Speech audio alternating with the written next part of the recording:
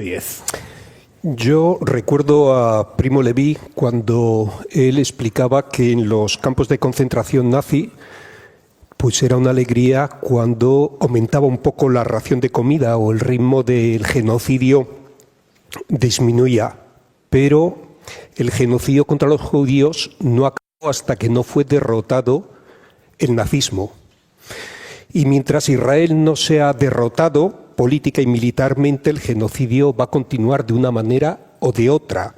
De hecho, ¿Militarmente a qué te refieres? militarmente, mientras no se interponga una fuerza de paz militar en Israel, lo que se hizo en otros países cuando se estaba cometiendo un genocidio, ciertamente esto no se podrá superar, porque ahora mismo ciertamente está Estados Unidos con la complicidad nuestra, europea, manteniendo y sosteniendo un genocidio de todo un pueblo. Y esto es impensable que los sucesores de quienes lo sufrieron ahora lo estén cometiendo con una población inerme. Y además, yo pienso que esto no es un proyecto de una mente perversa como Netanyahu.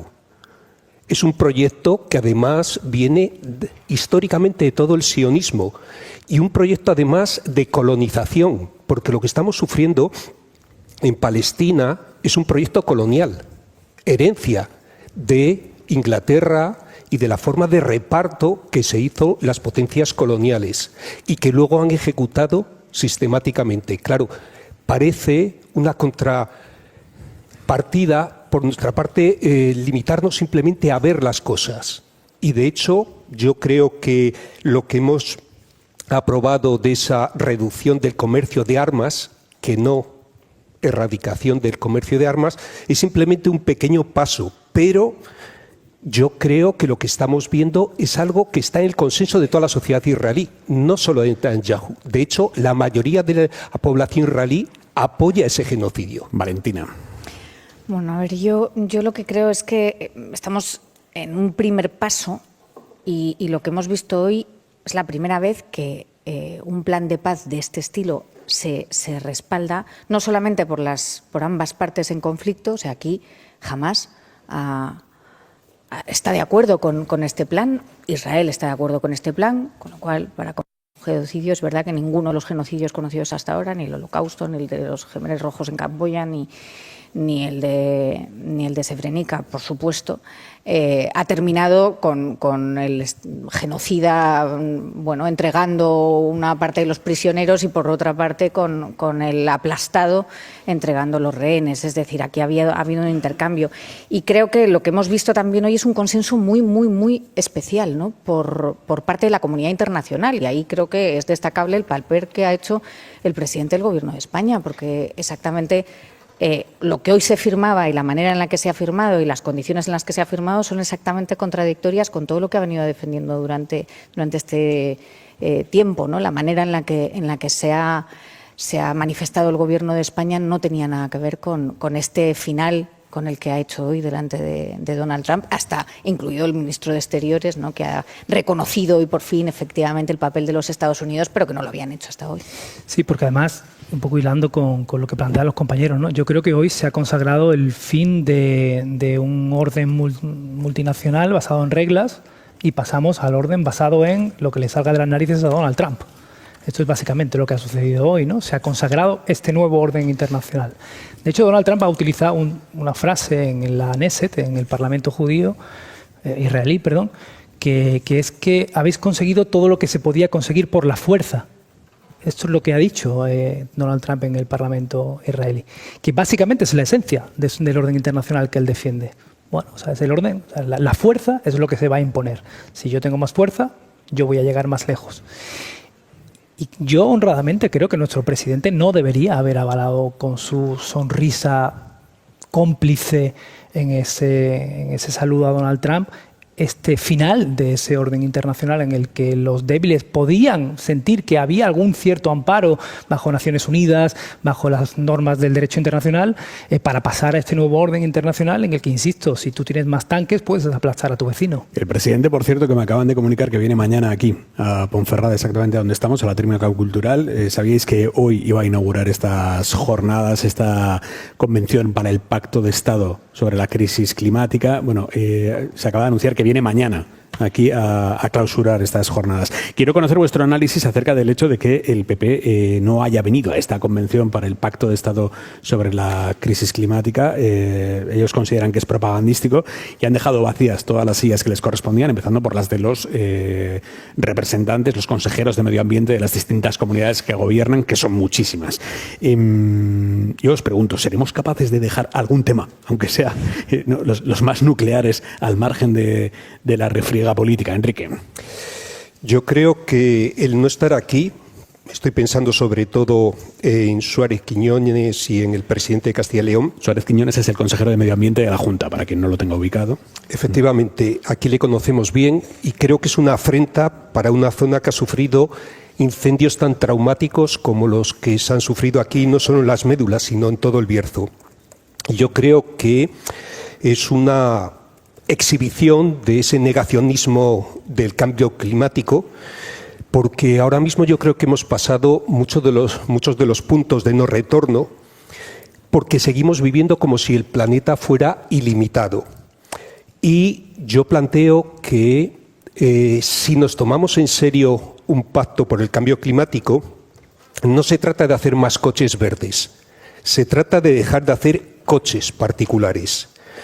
Y en eso aquí se acaba de hacer una iniciativa interesante que espero que se prolongue más allá de las elecciones, que es el transporte gratuito público, como en Asturias lleva mucho tiempo. Pero eso se tiene que acompañar, claro, con evitar esos apagones. Y claro, cuando antes hablaba la ministra de evitar el apagón, es que tiene un remedio muy fácil: nacionalizar el sistema eléctrico.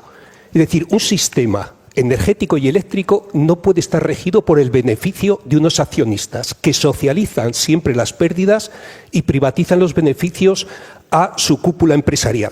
Yo creo que frente al Estado lo que reclamamos, frente al mercado, más Estado. Y yo creo que al final todo esto del cambio climático son los síntomas. Que la enfermedad de fondo es el capitalismo, que el beneficio sea el único que rija nuestras relaciones. Valentín. Bueno, yo lo que, volviendo al tema aquí de por qué y si es posible un pacto de Estado, yo creo que no lo podemos aislar de la situación política que tenemos en el país. Preguntabas tú justamente, ¿seremos capaces de dejar alguna política pública al margen de la diatriba y del ambiente político? Pues es complicado. Es muy complicado y creo que hay que enmarcarlo ahí. El presidente del Gobierno propuso este pacto de Estado cuando llegó aquí el día 17 de agosto, en su primera salida de la Mareta en verano para venir a los incendios y a una situación terrible, y lo que hizo fue proponer este pacto de Estado. Es decir, nace en una circunstancia que es compleja de por sí, porque ahí estábamos ya con quién tenía la responsabilidad de qué, ¿no? Y hasta dónde llegaban las responsabilidades. Y luego porque en los pactos que hemos tenido, en los pactos de Estado que hemos tenido, el último, pues el de la violencia de género, los pactos llevan mucho tiempo y necesitan de, evidentemente, la buena voluntad y encontrar el interlocutor para empezar a trabajarlo de una manera, bueno, pues primero normalmente, pues como nació el pacto por las libertades y contra el terrorismo, por ejemplo, que lo propuso Zapatero estando en la oposición.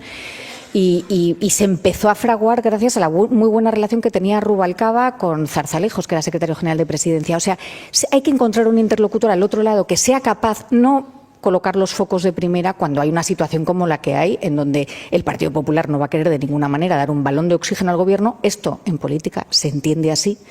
Y el Gobierno, de alguna manera, lo que quiere es poder evidenciar que el Partido Popular no quiere participar en esto. Pascual.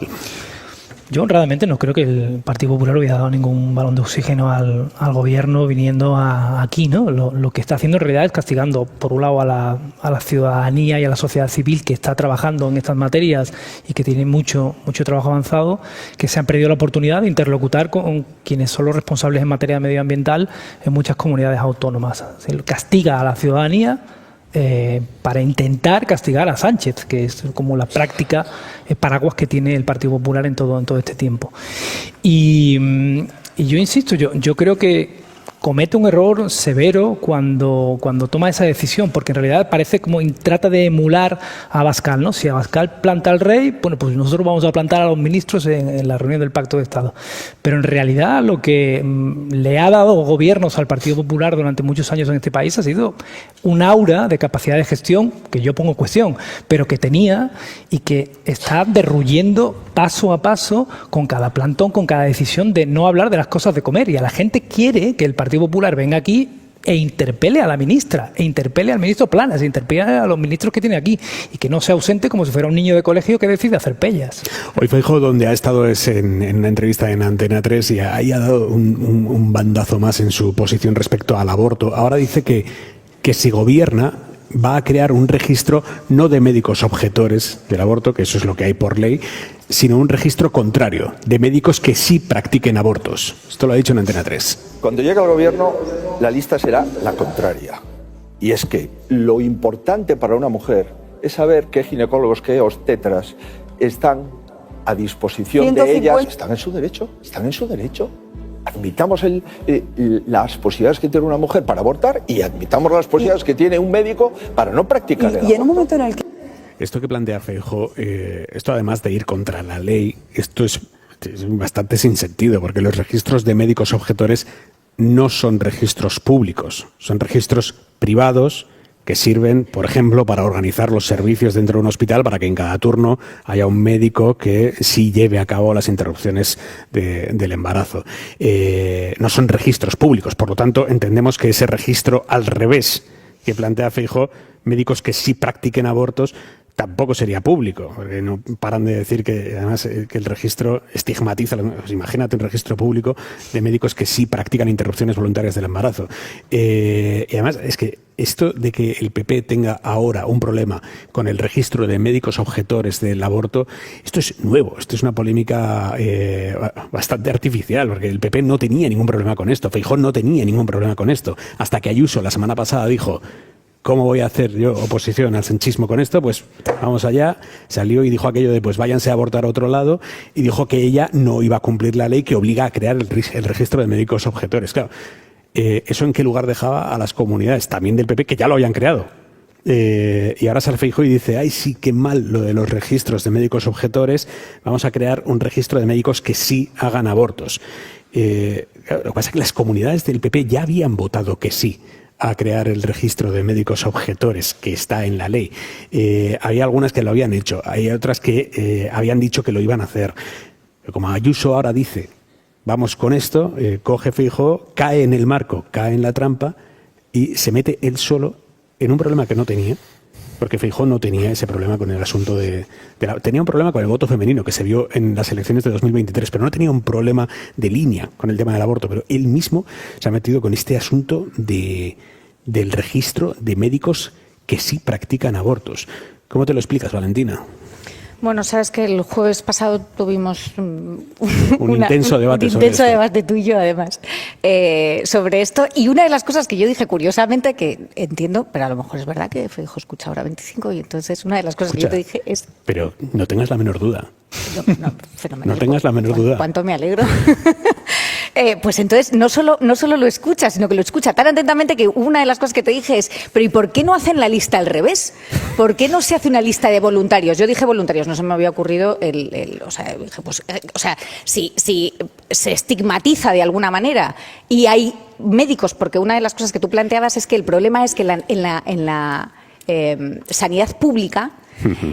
O sea, el planteamiento es: en la sanidad pública los médicos no son libres para decidir si quieren practicar abortos o no, Porque los jefes de servicio, esta era la teoría de la que partíamos. Parte de la hipótesis de la que partíamos. Parte de la hipótesis de la que partíamos. Sí. Luego también hay otra parte de la hipótesis, que hay médicos que no lo hacen en la pública, pero sí en la privada, por ejemplo. Bien, pero por ejemplo, esto es una de las cosas. Tú sabes que hay únicamente 2 comunidades autónomas que gestiona el Gobierno central, que son Ceuta y Melilla, las ciudades autónomas. Y en ninguna de las 2 los hospitales públicos se practican abortos y además no hay clínicas privadas, con lo cual hay que derivarlos. Quiero decir que esto no es el único sitio, pero déjame que te diga que efectivamente, siendo este es un problema que para el Partido Popular es no solamente incómodo, es que no se entiende desde el punto de vista estratégico dónde está el debate aquí, porque lo que sí está claro, insisto, como hacíamos el otro día, es que el derecho al aborto no está en riesgo. Esto es una polémica sobre el derecho al aborto no está en riesgo y se puede abortar perfectamente en cualquiera de las comunidades autónomas. Hay una presidenta de la Comunidad de Madrid que dice váyanse a abortar a otros Bueno, sitio. esta es una de las cosas que dijo, pero evidentemente se está abortando en la Comunidad de Madrid sin ningún tipo de cortapisa. En la pública no. Quien quiere ejercerlo puede hacerlo, no es un problema. Por eso están estas listas. El 99% de las mujeres que en Madrid quieren abortar tienen que irse a la privada. Esto no es casual. Pero tienen que irse a la privada porque no hay médicos en la sanidad pública que quieran ejercer, que quieren practicar abortos. Es decir, otra cosa es cómo se les obliga a esos médicos. Entonces, ¿Pero quién obliga a quién? Bueno, entonces, ¿qué es lo que solucionaría la lista de objetores de conciencia? Se trata de tener una lista de personas que no quieren practicar los abortos para que de poder organizar el aborto desde, o sea, por ejemplo, lo mismo es la lista de los que no lo practican que desde los que lo practican. Es decir, lo que se está proponiendo aquí es un cambio de modelo. Yo no digo que tenga que... No es lo mismo, Valentina. Bueno, primero, yo creo que le has hecho un mal favor a Feijóo dándole esa idea porque se ha pegado un tiro en el pie bastante considerable. Insisto que no sé si era, yo dije voluntario. Venga, sería en segundo lugar, bueno, y tenemos un jurista aquí, así que seguramente lo dirá mejor que yo, pero... a ver, las leyes hay que cumplirlas. Esto es un protocolo. Las leyes hay que cumplirlas. Sí. Y los médicos de la sanidad pública tienen que cumplir también con las leyes. Puede haber excepcionalidades. No, es un derecho. Puede haber excepcionalidades al cumplimiento de la ley. Y eso es lo que avala la objeción de conciencia. Lo que no tiene sentido es hacer lo contrario. Vamos a hacer una lista de los que cumplen la ley. No, hombre, no. Tendremos que hacer, en todo caso, una lista de excepciones al cumplimiento de la ley dentro de un marco de respeto a determinado tipo de consideraciones éticas. Punto. De todas maneras, yo creo que este problema en el que se está metiendo Feijóo empieza a convertirse en un problema más grande, que es un problema de credibilidad de la propia figura de Feijóo, porque Feijóo está siendo un dirigente que no consigue poner en cintura a su propio partido, porque a Ayuso le sale por un lado, le salen otros dirigentes por otro, no consigue cargarse a un tipo molesto como es Mazón, porque lo ha intentado y al final ha dicho, bueno, mejor lo dejamos estar porque no me lo voy a poder cargar. Al final alguien que no consiguió cargarse a Sánchez tampoco, ¿no? De hecho, me parece que por ahí va la frase de Sánchez de ánimo, Alberto, porque la sensación que está dando Alberto Núñez Feijóo es de alguien impotente, en el sentido de que no es capaz de llevar a cabo nada de lo que dice ni de lo que hace, porque no es capaz ni de embridar su partido, ni de luchar contra Vox, contra el que está perdiendo la batalla claramente, ni de erosionar ni lo más mínimo al Partido Socialista. Así que me parece que esto, insisto, empieza a ser algo más grave. Ya no es solamente lo que diga Feijóo, sino ¿alguien hace caso a lo que dice Feijóo? Enrique. Yo estoy de acuerdo con el planteamiento que hace Sergio en el sentido del marco narrativo donde se está metiendo el Partido Popular, y yo creo que es por comprar en buena parte también el marco ideológico de la extrema derecha en esa competencia que están teniendo. Pero yo estoy en contra de todas las listas. Creo que en democracia deberíamos estar en contra de todas las listas. El que no quiera prestarlo, el médico, la médica, que no quiera prestarlo, que se vaya a la privada. Porque no puede haber objetores de conciencia. Bien, claro. Un derecho reconocido. Es que es un derecho. Y además es sorprendente que sobre esto estemos hablando casi siempre hombres sobre los derechos de las mujeres. Y en toda esta discusión yo digo, pero si es un derecho, está legalmente organizado, si tú no quieres prestarlo, vete a la privada. Porque muchas mujeres lo que denuncian es justamente eso, que les dicen, no, aquí yo no te lo puedo hacer, pero luego te lo hago en esta clínica privada, claro, a un coste módico. Este es el problema que tenemos de la hipocresía en la que vivimos todavía, decimonónica herencia del nacionalcatolicismo franquista español.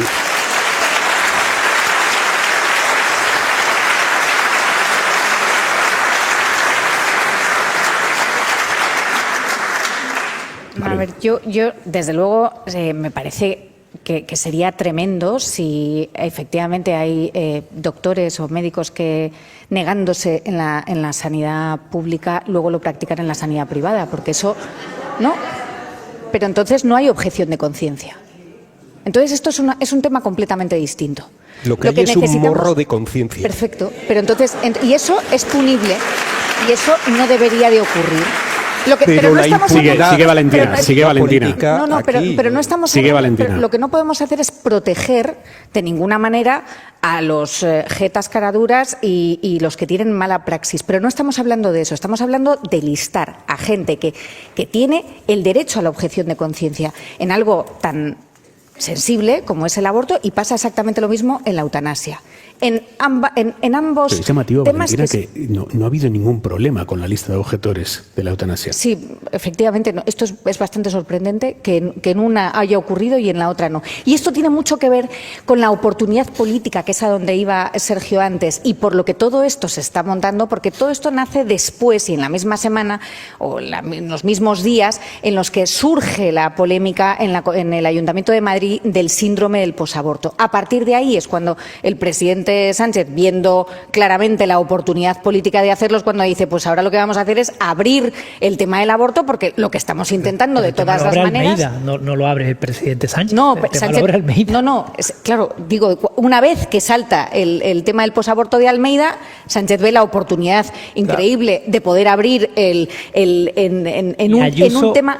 Dobla la jugada. Y ahora va a Feijóo y dice, venga, 2 tazas más, ¿no? Yo creo que es un error político del Partido Popular en este caso, ¿no? Porque parece que está compitiendo, lo mismo lo vemos luego cuando hablemos sobre el CIS, ¿no?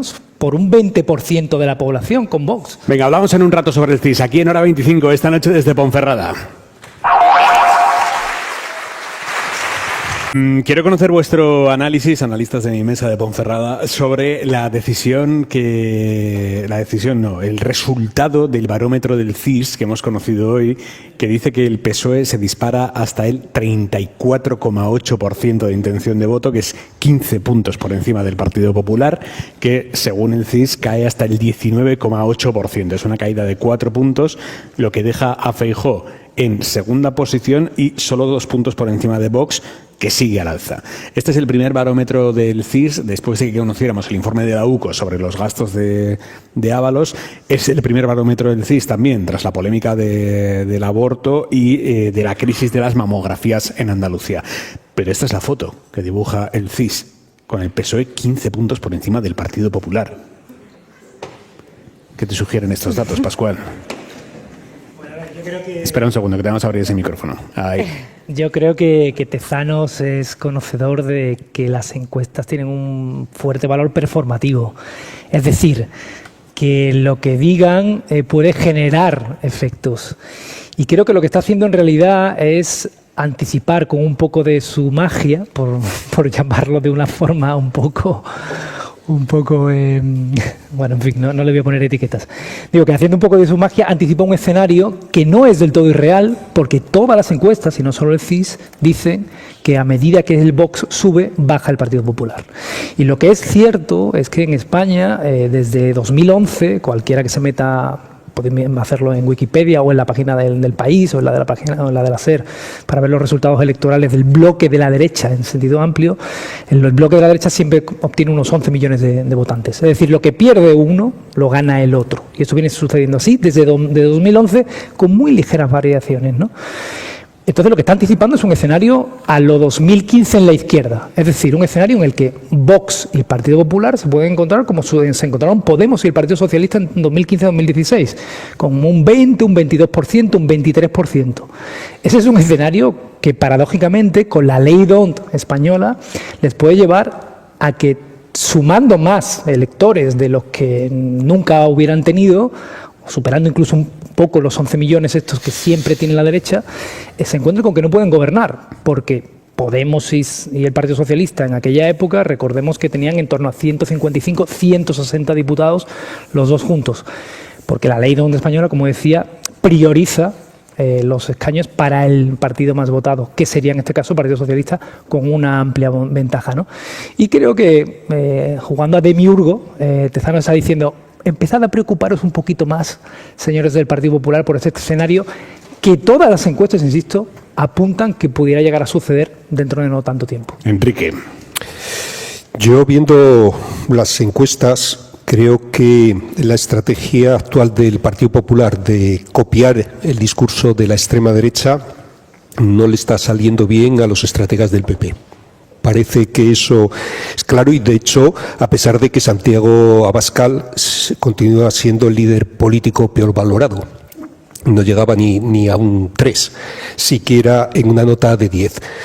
Y a mí lo que me preocupa de esto es que, a pesar de ello, sigue aumentando muchísimo el voto de la gente joven a opciones de extrema derecha, al neofascismo.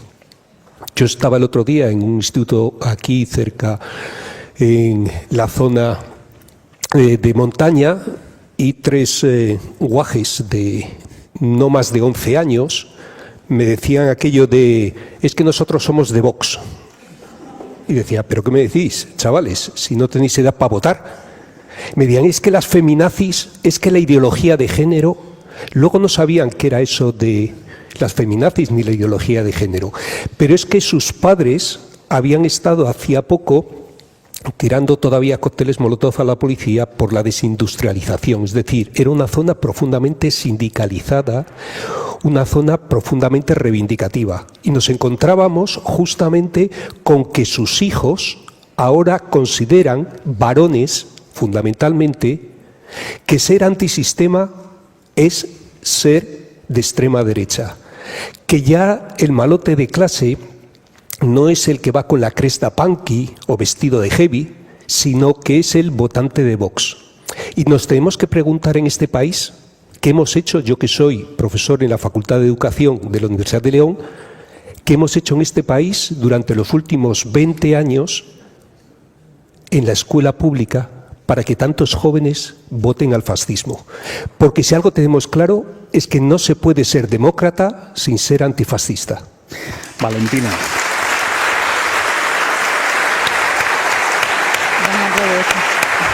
Totalmente. Sin ser antitotalitario, sea como sea. Pero,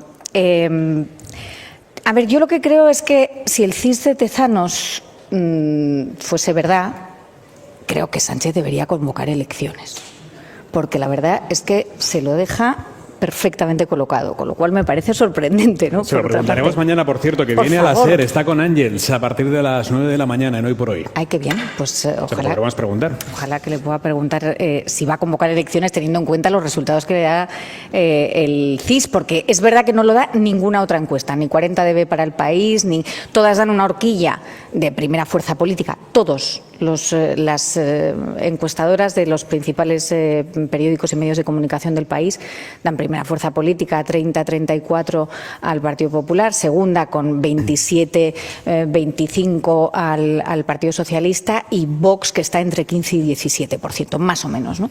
Es verdad que esta baja al Partido Popular por debajo del 20%, o sea, le da un 19%, y el Partido Popular ganó las elecciones del 23 con un 33%. Es un poco exagerado, pero como bien decía Sergio antes, que es verdad, lo ha dicho el propio Tezanos, o sea, esto no es en la noche del 23 de julio, pues explicaba que las encuestas no había que creérselas demasiado, que lo que generaban, en realidad, para lo que servían las encuestas era para marcar tendencia. Y esto es lo que creo que sí que está haciendo, y lo que pretende de alguna manera es marcar una tendencia que está basada en una realidad, pero es una realidad que cuando se le empuja la tendencia se convierte en realidad, porque en realidad al Partido Socialista el mejor aliado, y luego voy al peligro que eso tiene, es Vox en este caso, porque cuanto más infles a Vox, más posibilidades tienes de volver a reeditar un gobierno como el que tenemos actualmente. O sea, cuanta más división de la derecha se produzca, o en el bloque de la derecha, como gusta decir, menos posibilidades hay para que esto ocurra. Y lo vemos no solamente a nivel nacional, sino lo vemos en las comunidades autónomas, ahora que tenemos 2 elecciones, una en esta tierra y otra en Andalucía. Y creo que ahí, en fin, desde luego, por parte del Partido Popular es evidente y lo ha dicho así Feijóo, no es secreto para nadie, que lo que no se quiere y lo mejor sería no tener que contar con Vox para poder gobernar. Lo que pasa es que con esta estrategia de engordar a Vox cada vez se pone más difícil. Por lo tanto, es una estrategia muy perversa, justamente para poder frenar un ascenso que creo que, en fin, debería de preocuparnos como país e intentar hacerlo, ¿no? Valentina, ¿no crees? Pregunto honradamente, no es pregunta retórica, que es el Partido Popular el que está engordando a Vox, introduciendo permanentemente en la escena pública todos los temas en los que Vox está más cómodo, todos los marcos de referencia en los que Vox está más cómodo, empezando por el de fuera Sánchez. O sea, si alguien ha ido más lejos que nadie en el fuera Sánchez ha sido el Vox, que ha cogido incluso un muñeco y se ha puesto a darle palos delante de Ferraz. Entonces, evidentemente, si el Partido Popular, en lugar de dedicarse a decir, bueno, pues venga, vamos a hablar de gestión, voy a ir a hablar con la ministra Agensén sobre gestión climática, en lugar de hacer eso, lo que dice es, yo no me siento con nadie representante de Sánchez, lo que está alimentando es el marco Sánchez sí, Sánchez no. Si lo que hace el Partido Popular es irse a hablar de aborto sí o aborto no, que es un tema superado para la amplia mayoría de la sociedad española, pero en el que siguen enquistados pues esa minoría nacional católica que mencionaba Enrique antes. Y se va a discutir sobre este tema, y es lo que está haciendo en las últimas semanas. Y lo hace también con el cambio climático, y lo hace eludiendo condenada al franquismo, y lo hace, sintiéndose a veces cómodo y a veces no tan cómodo con Trump. Permanentemente lo que hace es instalar poniendo encima de la mesa los marcos que le interesa a Vox. Yo solamente con esto termino la idea. ¿Os imagináis lo que sucedería en este país si la potencia judicial, mediática y política que tiene el Partido Popular, que es enorme, y todos sabemos que es enorme, se pusiera al servicio de que los temas de conversación fueran temas de gestión en los que quizá el Partido Popular podría criticar al Partido Socialista en lugar de temas en los que se siente a sus anchas la extrema derecha? A mí me preocupa también lo que se ha denominado la lepenización de los espíritus, que es un poco aludiendo a Marie Le Pen, que justamente todo el espectro ideológico se está corriendo cada vez más a la derecha. Y aquello que era impensable, en otros momentos en la escuela era impensable que entraran discursos de odio, aquí se empiezan a plantear incluso como una opinión más. Y eso es profundamente peligroso, porque se está viendo que no solo el Partido Popular, sino que en buena parte el Partido Socialista está comprando marcos ideológicos, sobre todo en temas securitarios y migratorios, marcos ideológicos de la extrema derecha, que se están aquí. Y ahora en los países europeos todo el mundo compite a ver quién pone más barreras. Y esto es profundamente peligroso porque está girando la democracia hacia un modelo que al final acabamos viendo como Trump está haciendo un golpe de Estado interno, mandando ejércitos a las ciudades demócratas y dando un golpe de Estado. Llegar a eso que solo lo veíamos en las películas de ciencia ficción y decíamos, eso nunca va a pasar. Y resulta que ahora lo estamos comprobando de este señor con el pelo rojo que puede estar todo lo loco que creamos, pero realmente es quien está decidiendo ahora en Estados Unidos posiblemente un marco que era impensable. Valentina. A ver, yo lo que creo es que es importante dejar clarísimo, y creo que se ha demostrado después de los gobiernos autonómicos que ha tenido el Partido Popular con Vox, que Vox no tiene ninguna intención de ayudar al Partido Popular en absolutamente nada. Vox ha venido para sustituir al PP, no para ayudar al PP. Y esto no creo que es muy importante que todo el mundo lo tenga muy en la cabeza, porque hay veces que da la sensación de que se quiere enviar como un mensaje un poco de no hay nadie que alimente más a Vox que al PP. Yo creo que no. Creo que no, porque y cuando llegó Feijóo, digo por poner esto, ¿no?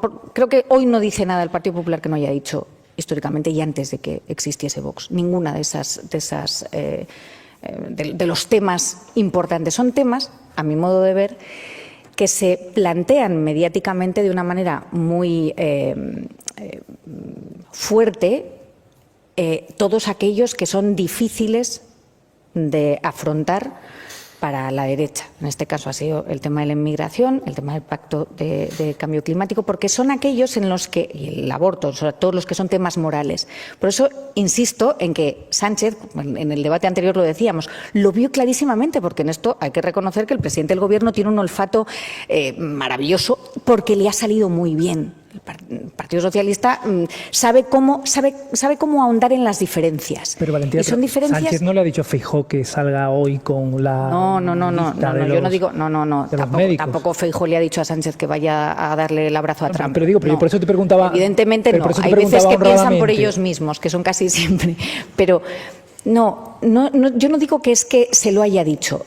Feijóo, cuando llegó al frente del Partido Popular, le propuso pactos a Sánchez y venía con una intención de hacer algo completamente distinto. El presidente del Gobierno, en su toma de posesión, en su primer discurso, no me digas que no con la cabeza, no, te digo que no, porque un muro. No, ¿sabes cuándo se cayó el primer pacto, que fue por la renovación del Consejo del Poder Judicial? Cuando le dieron un tirón de orejas a Feijóo y a Sánchez, que le pilló volando a, no recuerdo a qué país estaba volando en aquel momento, aterrizó y se encontró con que Feijóo, donde dije Diego, digo. ¿Y entonces? Bueno, pues o sea, entonces no es que Sánchez haya... ¿Ves? Es que no ha sido cuando Sánchez, yo decía lo del balón de oxígeno, es porque se interpreta así cuando hay alguien que cede. Y la única manera de pactar es ceder. Esta noche desde Ponferrada, que es Castilla y León, la comunidad que, si no cambia nada, va a ser la primera que vaya a elecciones dentro de este largo ciclo electoral que vamos a tener entre el año que viene y el siguiente. Castilla y León va a ser un termómetro fantástico para saber cómo está la marca PP, porque aquí la marca Mañueco no es, no funciona por sí misma. Aquí es la marca PP, no así, por ejemplo, en Andalucía, que efectivamente puede haber la marca Moreno, aquí la marca Mañueco no. Y por lo tanto va a ser un termómetro muy bueno para saber en qué punto están las siglas Partido Popular y la reconfiguración de la derecha de la que estábamos hablando.